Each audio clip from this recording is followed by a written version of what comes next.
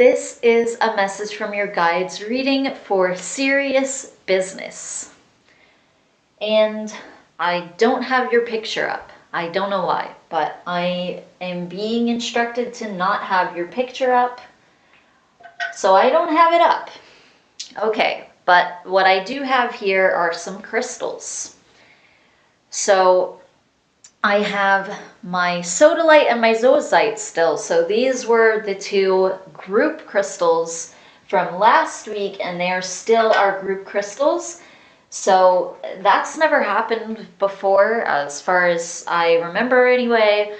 And I actually used these for all of the monthlies as well. So the weeklies for 2 weeks now, and the monthlies had the sodalite and the zoisite. Okay, so throat chakra. Okay, speaking your truth and also clarity of thought, clarity of judgment. So your guides are saying that thing again of seeing things from this, other perspective, this detached kind of perspective, being grounded as well. And then zoisite has to do with trusting, and abundance, and being open to abundance in different various forms.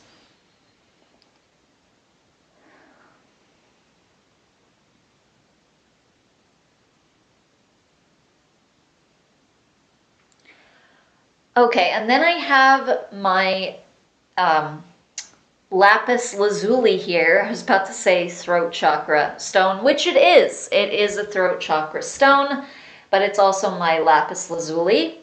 It's also a third eye stone as well. And then I have my purple fluorite here. So purple fluorite has a lot to do with psychic protection, empathy, and different psychic abilities. Okay, so I think I'm going to be needing a new picture.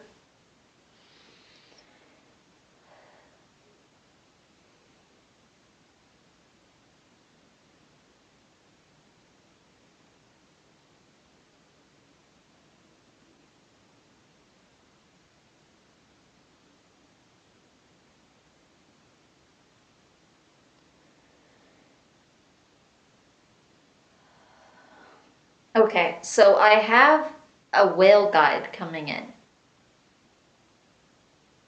This seems like a killer whale, specifically. I also get the feeling of just whales in general. So maybe there's more than one like this. As I get a feeling of a humpback whale as well, too, and specifically female. This feels like a female humpback whale. Okay, and I feel like I'm supposed to look this up specifically. Not the killer whale, but I feel like I'm supposed to look up humpback whale and see what this totem is. Let's see here.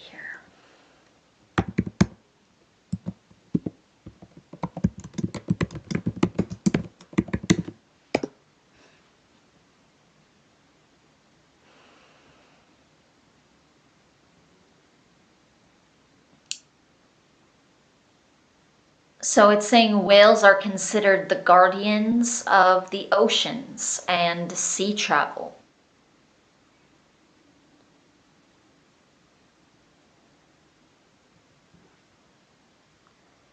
Whale symbolism includes wisdom, spiritual awareness, good luck, and long-lasting love.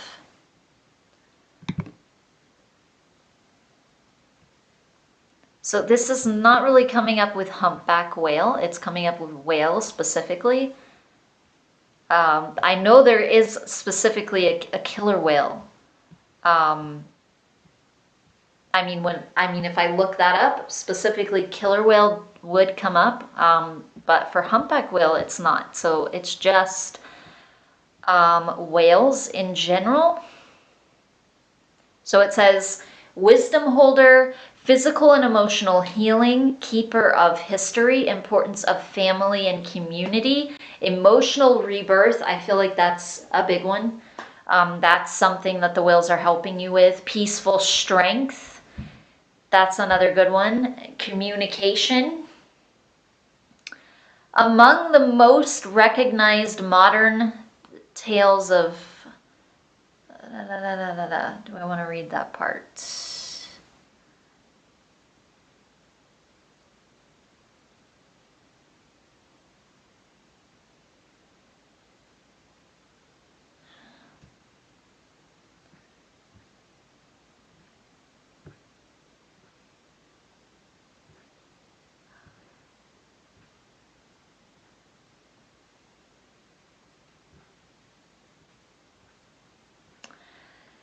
Okay, I'll read this part here.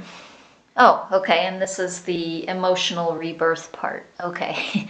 The whale spirit animal requests emotional rebirth. If the whale is calling to you, then it might be time to take inventory of the emotional pressures you're under. Just as the whale can dive into the depths of the sea and endure immense pressure, people holding the whale spirit animal also are able to endure both emotional and physical pressures, but not forever. Just as the whale must surface to take new breath, so must you. If the whale is showing up, this could be a powerful opportunity to remember, let go, and forgive, making space to give birth to your fullest expression and flowing creativity. So that's something about the zoisite too, because it's very allowing, it's very open, so it's also very expressive. So this kind of reminds me a little bit of the last reading too, when they were talking about not escaping your emotions. You can't escape from them, and they were talking about connecting to nature, and then specifically going into the emotions, learning to go into them versus bottle them up or not look at them and just try to escape them. And that doesn't really help anything because they're still going to be there. And so you're only like trying to escape them temporarily. It's not really working for you in that moment either. You're just causing some other problem by whatever you're taking into yourself. So escaping isn't the answer like they keep saying, but that means basically diving into the emotions is. They're saying that you can think of diving into the emotions even in the same way that you think of diving into the ocean, diving into the water. Just like they were saying, you can think of the volcano as like a challenge, as a challenger. You can also think of the emotions or the water as the emotions, and the emotions as the water and an expression of that. And also you can think of the water as letting go, allowing, letting go. So it's very feminine. This is a very feminine thing. It's very emotional. It lets go. It receives, and it's is open to allowing things to manifest.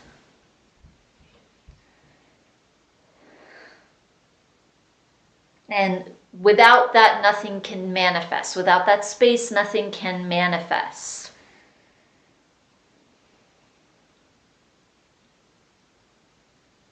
So your guides are saying to let your emotions be your guide, to go into your emotions. Just like if you were to traverse through the water or navigate through the emotions, through the water, navigate through your emotions, traverse your emotions.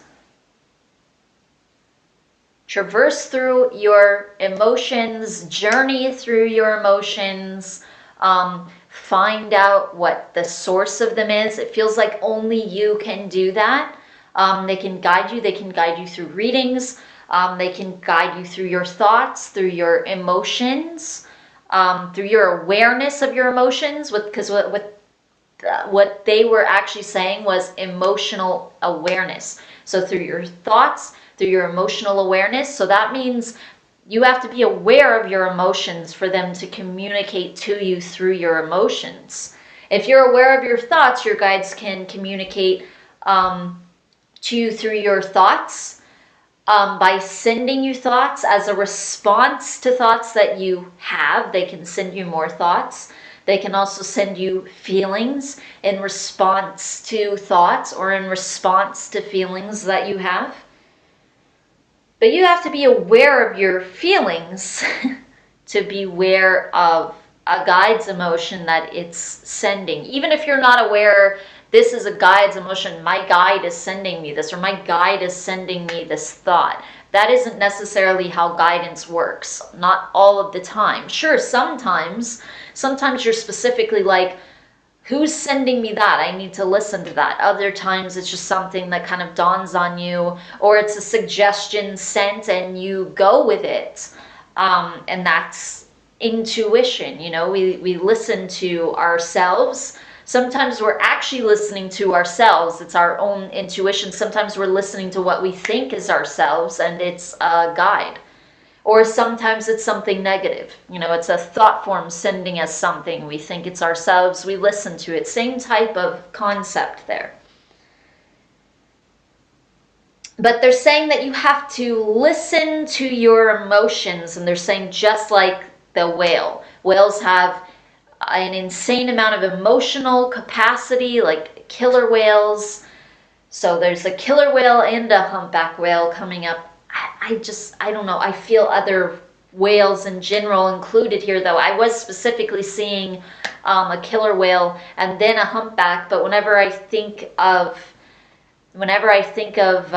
this humpback, I think of other whales too. I feel like a blue whale and different ones. I know there's specifically one coming in like a humpback. There's one coming in like a killer whale. But it does feel just like whales in general.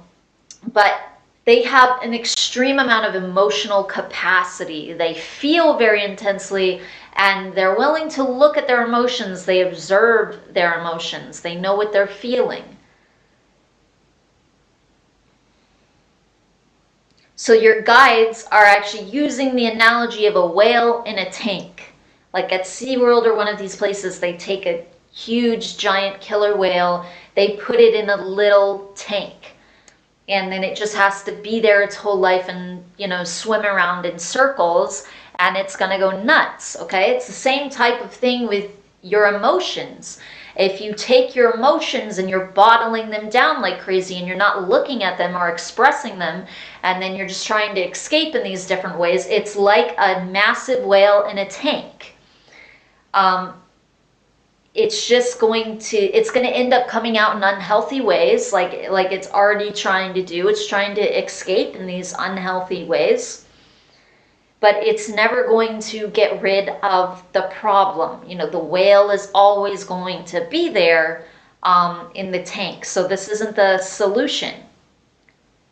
The solution is going within.